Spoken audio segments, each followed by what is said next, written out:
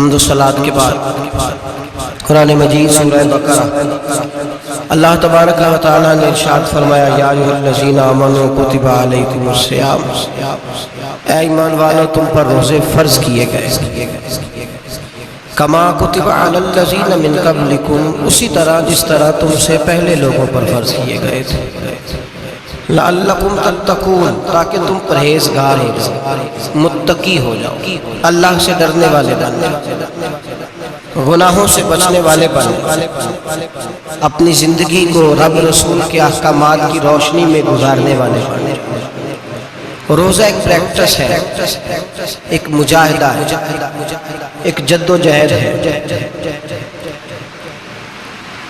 جد و جہد کس چیز کی؟ اللہ کی رضا کے مطابق اپنے آپ کو ڈھالنے کی جد و جہد۔ صوم کا لغوی معنی ہوتا ہے رک جانا، حلال رزق سامنے پڑا ہے، حلال مشروب سامنے پڑا ہے،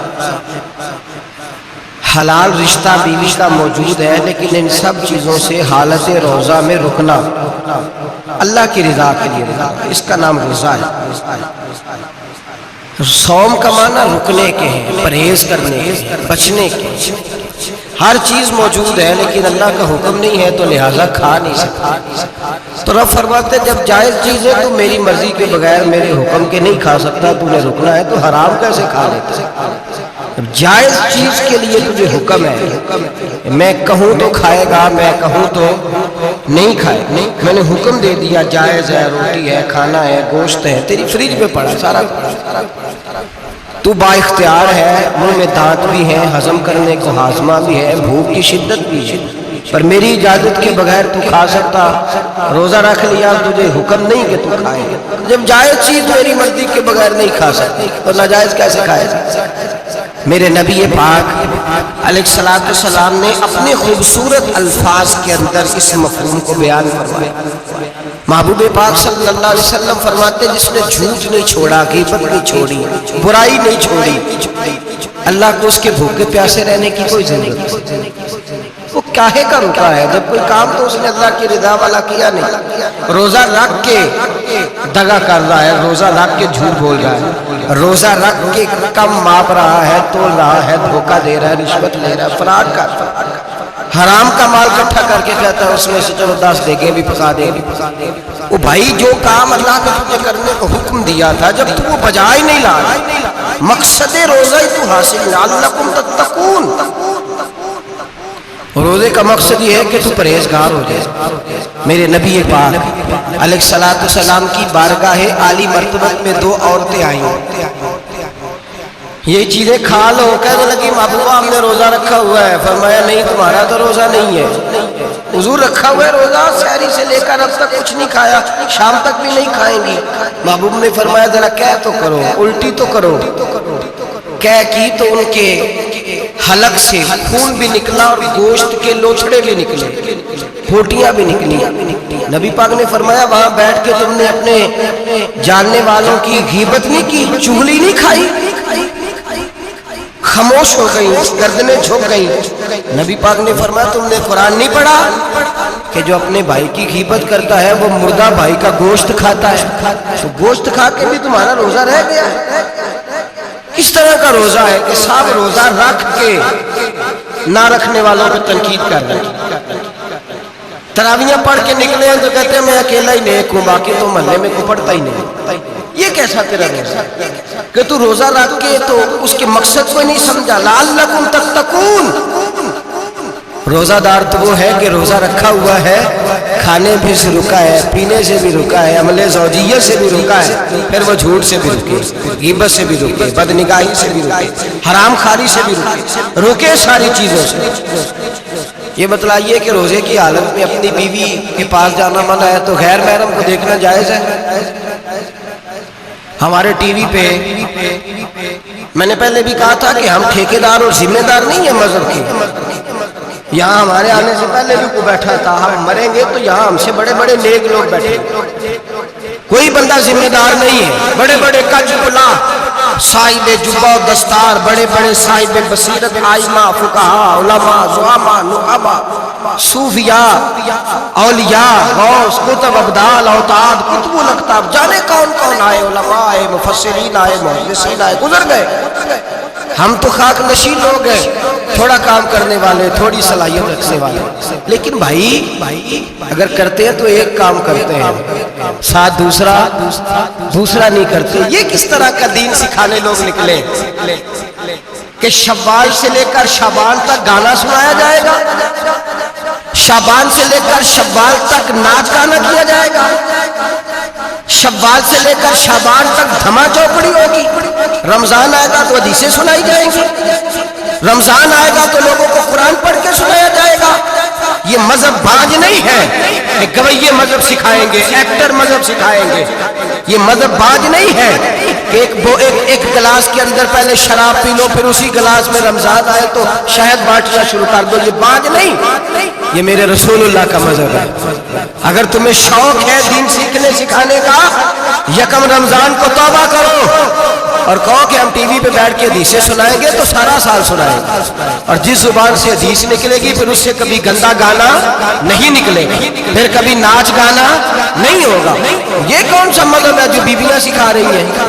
یہ کون سا دین ہے جو عورتیں سکھا رہی ہیں؟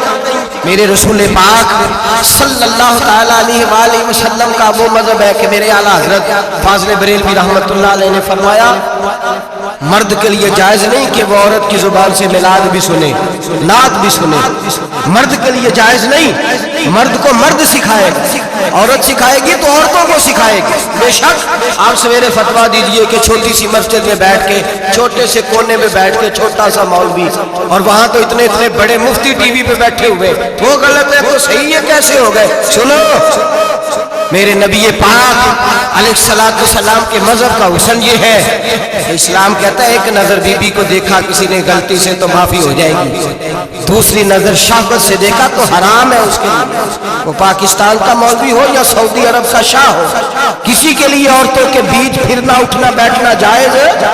میرے نبی پاک صلی اللہ تعالیٰ علیہ وسلم نے فرمایا ہے میں عورتوں سے مصافحہ کرنے نہیں آیا، اور میرے نبی پاک صلی اللہ علیہ وسلم نے فرمایا، حضور فرماتے لیکن نا کتا بالکل ناپاک نہیں ہوتا، کتے کا تھوک ناپاک ہوتا ہے یا کتا گیلا ہو جائے تو ناپاک ہوتا ہے، لیکن خنزیر سارا ناپاک ہوتا ہے، کون ناپاک ہے؟ خنزیر۔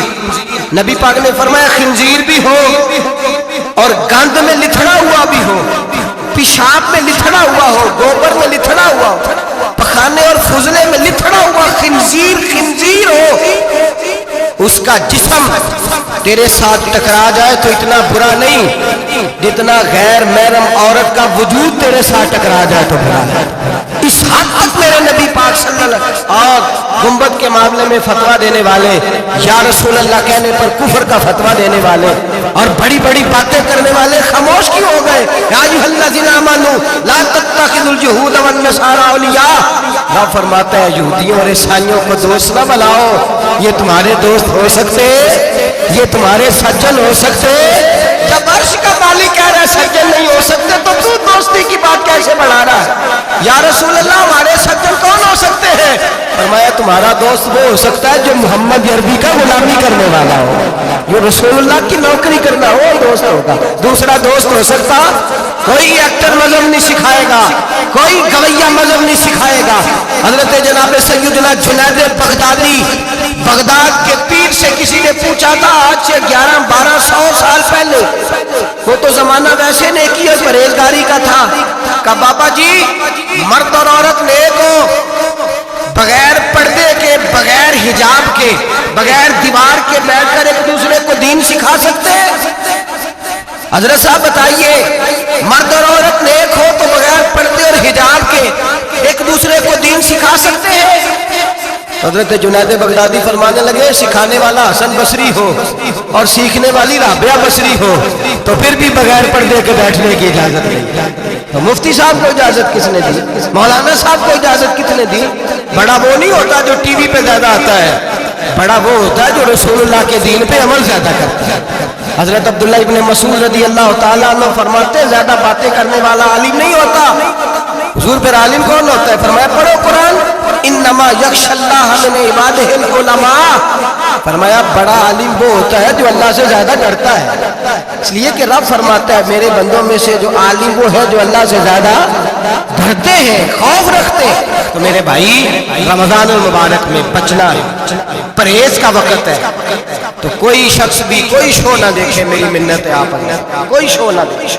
औरत का तो पर्दा है तो हमें तो तमाशे पे लगा दिया गया। अजीब किस्म के एक्टर आ गए और मजहब सिखा रहे हैं। मेरी अपील है आपसे कि सहरी इफ्तारी के वक्त टेलीविजन बंद रखें। क्या चीज खोल के रखें? या कुरान खोल के रखें या रसूलुल्लाह का फरमान खोल के रखें। अल्लाह रसूल की तरफ तवज्जो रखें, वो सीखने सिखाने का वक्त छोड़े। गवैयों से दीन सीखा जाएगा, हमें कोई शिकवा नहीं है। पक्की तौबा करें, सवेरे आए आके दीन सिखाएं। और मैं उनसे भी अपील करूंगा कि आओ दीन सिखाओ। हजरत फुज़ैल बिन इयास फरमाते मैं डाकू था, कभी कभी छुप छुपा के जुमा पढ़ा करता था।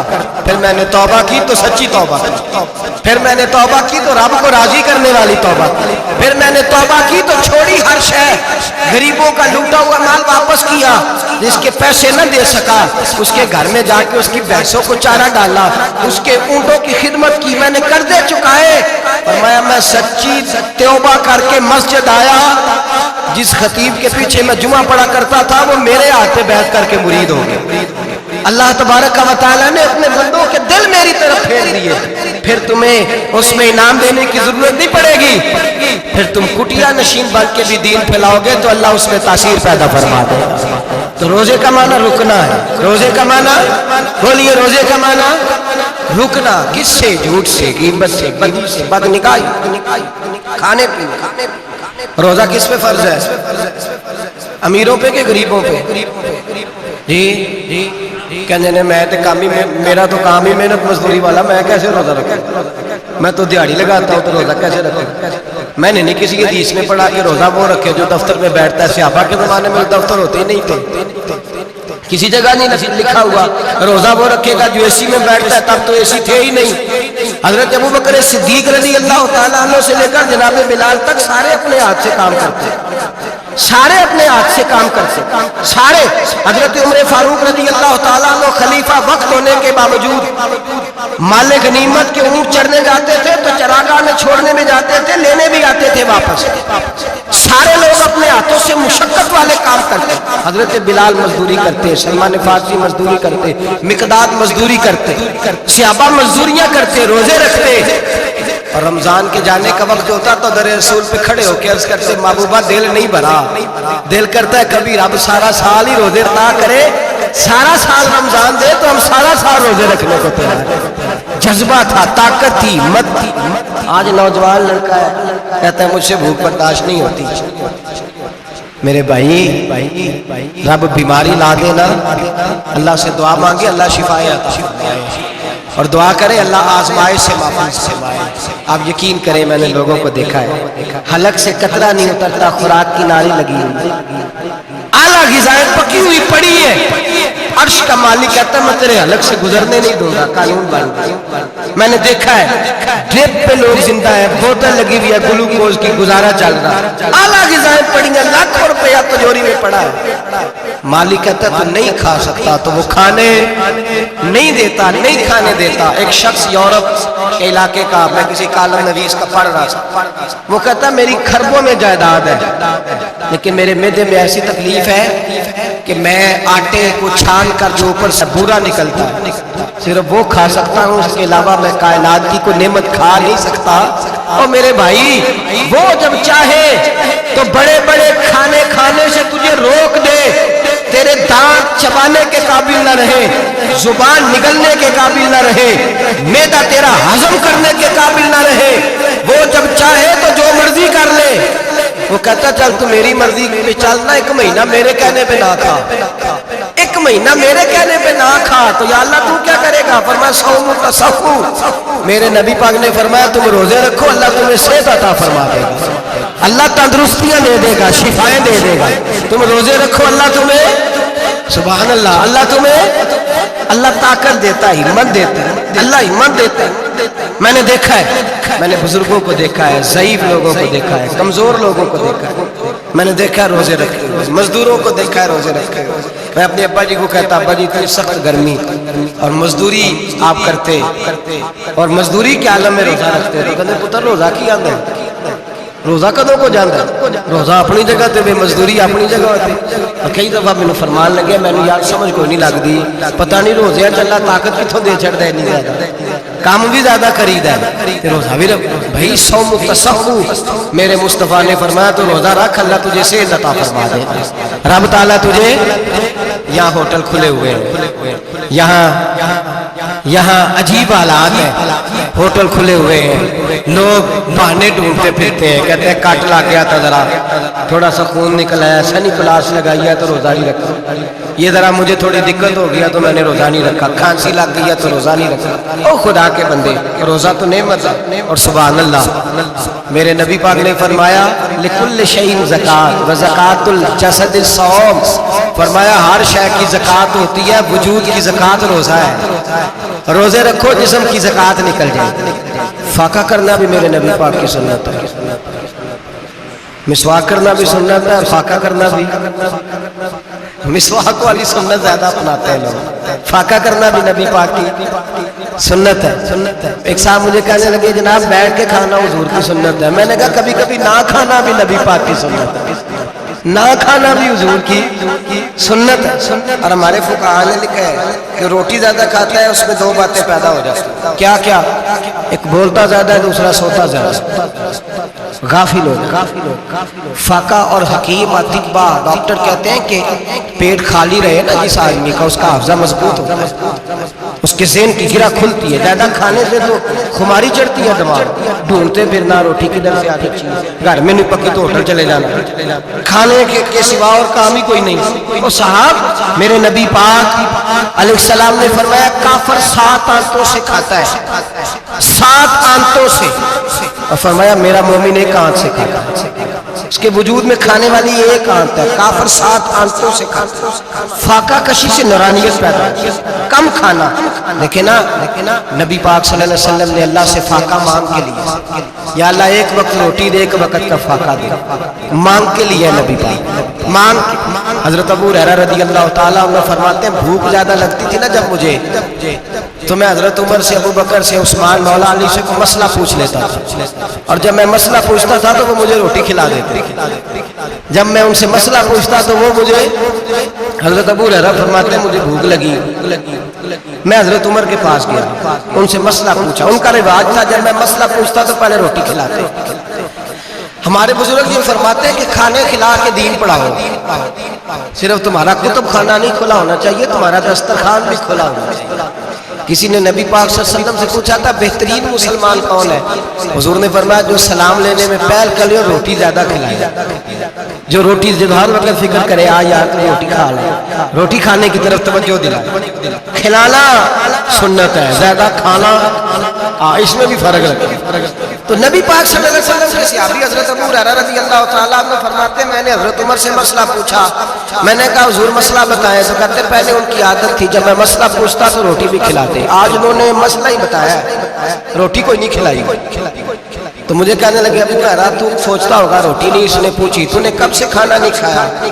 میں نے کہا صبح سے۔ تو جناب عمر کہنے لگے میں نے کل صبح سے نہیں کھایا۔ چل ابو بکر صدیق کے گھر مسئلہ پوچھا، کہتے جناب صدیق اکبر کے دروازے پہ گئے، جا کر کے ان سے مسئلہ پوچھا۔ ان کی بھی عادت تھی جب کوئی مسئلہ پوچھنے جاتے تو دسترخوان بچھا لیتے، کہتے آؤ روٹی بھی کھلاتا ہوں مسئلے بھی بتاتا ہوں۔ کہتے ہیں گئے تو انہوں نے بھی مسئلہ بتایا، روٹی کوئی نہ پوچھی۔ تو کہنے لگے عمر ابو ہریرہ تم لوگوں نے کل پرسوں سے نہیں نہ کھایا ہوگا۔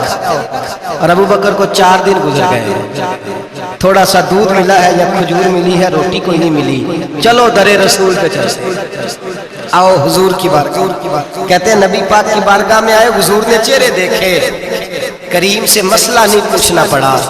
میرے مصطفیٰ کریم نے فرمایا بھوک لگی ہوئی ہے تم تینوں کو؟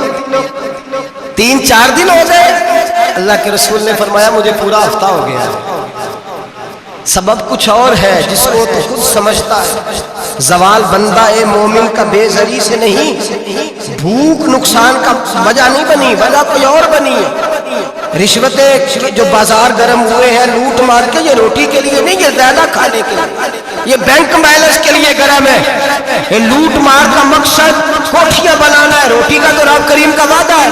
جو روز روتا ہے شام کو میرا کاروبار کوئی نہیں، اصل میں کہتا ہے بنگلہ کوئی نہیں، اصل میں کہتا ہے کار کوئی نہیں، پجارو کوئی نہیں، روٹی تو اللہ عطا فرماتا ہے، اس کا وعدہ ہے۔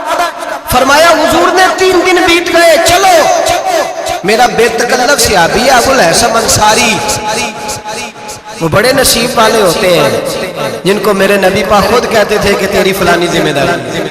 اس زمانے کا تو کسی کو کہہ دیا جائے یہ تیری ذمہ داری ہے تو کہتا ہے یہ تو پھٹیکے ڈالنے لگ گئے، یہاں سے تو چھٹی کر دینی چاہیے۔ خوش ہوتے تھے صحابہ کہ ہماری ذمہ داری لگی۔ کہتے ہیں حضرت ابو الحسن انصاری کے گھر گئے، نبی پاک نے فرمایا بھوک بڑی لگی ہے، کھانا لا۔ کہتے ہیں حضور نے اسے کہا تو اس آدمی کو تو وجد ہی ہو گیا، اس نے کہا میرے اتنے نصیب کہ حضور کا یہ کھانا کھلا۔ آؤ دیکھو دنیا والوں، آج جو سب سے زیادہ عزت والا ہے وہ میرا مہمان بنا ہوا ہے۔ فرماتے ہیں وہ دوڑے گئے، بکری اٹھائی، ذبح کی، بیوی کو کہنے لگے روٹی تیار کر، ادھر کھجوریں توڑی، انگور توڑے، کہنے لگے حضور آپ جب تک تناول کریں تب تک کھانا پک جاتا۔ حضرت عمر کہتے ہیں روٹی پک کے آئی، بڑا پیارا گوشت، بڑا اچھا سالن، بڑا خوبصورت خلوص والا کھانا۔ فرماتے ہیں میں نے بڑا ہی کھایا۔ نبی پاک نے نہ ایک روٹی لی اور چھوٹی چپاتی، تھوڑا تھوڑا سالن کونوں سے، اور جب نبی پاک نے کھا لیا تو حضور کی آنکھوں میں آنسو آئے۔ حضرت عمر کہنے لگے حضور روئے کیوں؟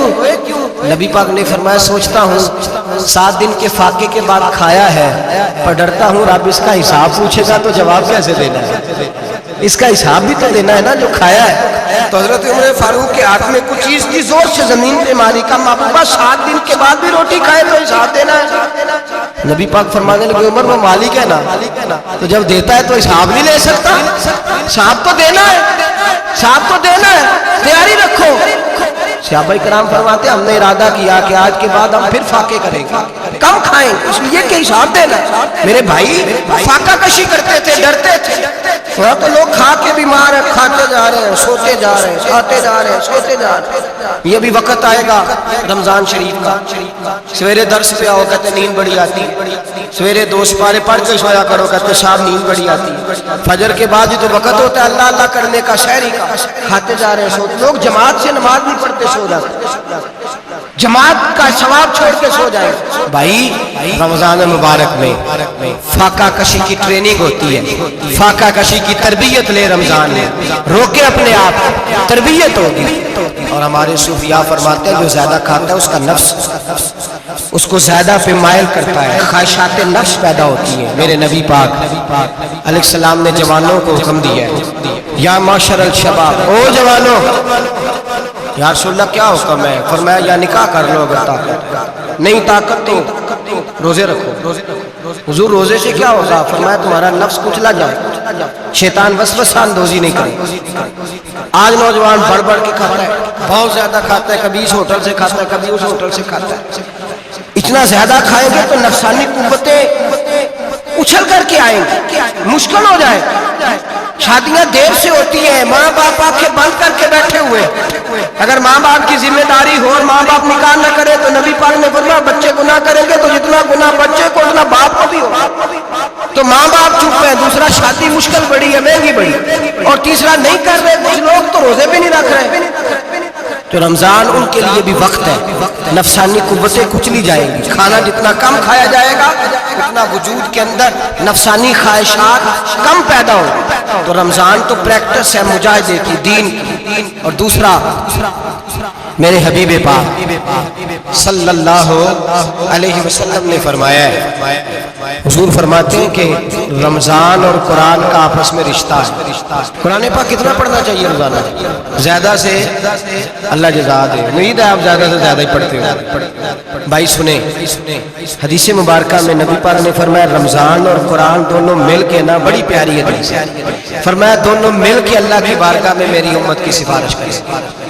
رمضان اور اللہ کس طرح؟ نبی پاک فرماتے ہیں رمضان کہے گا اے اللہ دن کے وقت میں نے اسے تیری رضا کے لیے کھانے پینے سے باز رکھا، اور قرآن کہے گا یا اللہ رات کو تیری رضا کے لیے کھڑا ہو کے یہ قرآن صحیح۔ رمضان اور قرآن دونوں سفارش کریں۔ ہم نا بڑا کچھ پڑھتے ہیں، سنتے ہیں، سیکھتے ہیں، اب یقین کریں یہ کھاتے بھائی کا بھائی سے اختلاف ہو جائے نا تو وہ 30 سال پرانے کھاتے کھول کے لے آتا ہے، ساری رات ڈھونڈتا ہے کہ میرے پیسے کہاں سے نکلتے، پڑھ لیتے قرآن پاک کی باری آتی ہے تو نہیں پڑھتے قرآن پاک۔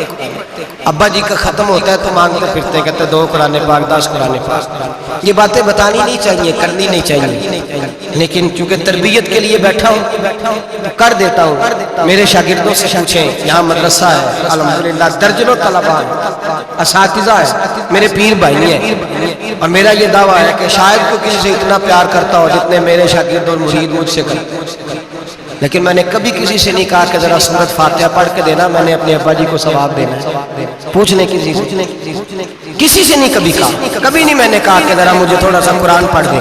میں اس کو ناجائز نہیں کہتا، پڑھوانا چاہیے، لیکن میں اپنے والدین کے کبھی سوال نہیں کرتا کہ مجھے ذرا پڑھ کے دو، میں نے بخشنا ہے، اس لیے کہ میں نے ذاتی طور پہ روٹین بنائی ہے۔ میں سمجھتا ہوں کہ کائنات کے اندر میرے اوپر جن لوگوں نے احسان کی ان میں سب سے زیادہ حصہ میرے ماں باپ کا ہے۔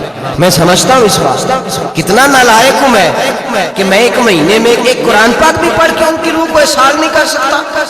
میرا یہ طریقہ ہے ذاتی، میں قدغن نہیں لگاتا، میرا ذاتی طریقہ ہے الحمد سے شروع کرو اور 2 صورتیں چھوڑ کے قرآن پاک ختم کر دو آخری، اور پھر فلق اور ناس صورتیں ساتھ لے جاؤ، یہاں بیٹھ کے سالے ثواب نہیں کرنا، ختم نہیں دلانا، ساتھ لے جاؤ، قبر پہ کھڑے ہو اور فلق اور ناس صورتیں قبر پہ بیٹھ کے تلاوت کرو، اور جو قرآن مجید پڑھا ہے ان کی روح کو وہاں احسان کرو۔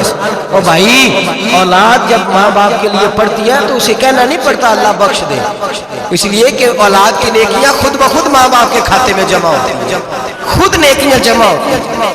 میرے بھائی تو بچوں سے یہ تو مطالبہ کرتا ہے کہ بیٹا اس سال رمضان المبارک میں میرے لیے ستو ضرور بنانا، فلانی چٹنی ضرور تیار کرنا، یہ کیوں نہیں کہتا بیوی سے کہ ڈشیں کم بنانا، تو بھی بیٹھ کے قرآن پاک پڑھ، میں بھی قرآن پاک پڑھتا ہوں، ادھر آؤ بیٹا یہاں بیٹھ کے تلاوت کرو، میں بھی کرتا ہوں، بیٹی ادھر آؤ بیٹھ کے قرآن پاک پڑھو، کتنا وقت لگتا ہے؟ حافظ اور قاری اور علماء اگر پڑھے تو 20-25 منٹ لگتے ہیں قرآن پاک کا سپارہ پڑھنے، اور اٹک اٹک کے پڑھنے والا بھی پڑھے تو 1 گھنٹہ لگ جائے گا۔ اور میرے نبی پاک صلی اللہ علیہ وسلم نے فرمایا جو قرآن پڑھتے ہوئے اٹکتا ہے اللہ اسے ڈبل ثواب عطا فرماتا ہے۔ فرمایا جو زبانی پڑھے سنگل ثواب، جو دیکھ کے پڑھے اسے ڈبل ثواب۔ حضور کیوں؟ فرمایا اس لیے کہ میرا قرآن دیکھنے پہ بھی اللہ ثواب عطا فرماتا ہے، قرآن دیکھنے پہ بھی اللہ ثواب دیتا ہے، دیکھنے کا بھی ثواب۔ رمضان شریف میں قرآن پاک پڑھے، کھول کے پڑھے، اور میرے بھائی اگر تیرا بچہ پڑھے، اگر تیری بیٹی پڑھے، کائنات کا خوش نصیب باپ وہ ہے کہ بیٹا قرآن پڑھے، چاہے ناظرہ ہی پڑھے، جس کی بیٹی پڑھے، زندگی میں انہیں اس کام پہ لگا جاؤ، مرنے کے بعد بھی پڑھیں گے۔ امام جلال الدین سیوطی شافعی رحمت اللہ علیہ فرماتے حضرت عیسیٰ قبر کے پاس سے گزرے، قبر پہ عذاب ہو رہا تھا، اللہ کا غضب برس رہا تھا، جناب عیسیٰ استغفار کرتے ڈرتے گزر گئے، تھوڑی دیر کے بعد چند گھنٹوں کے بعد گزرے تو اسی قبر پہ پھول کھلے ہوئے تھے، رحمت برس رہی تھی۔ حضرت عیسیٰ علیہ السلام عرض کرنے لگے مولا تو بے نیاز ہے، میری طاقت نہیں تیرے کاموں میں بولنے کی، پر ابھی تو یہاں عذاب ہو رہا تھا، ابھی رحمت برس رہی ہے۔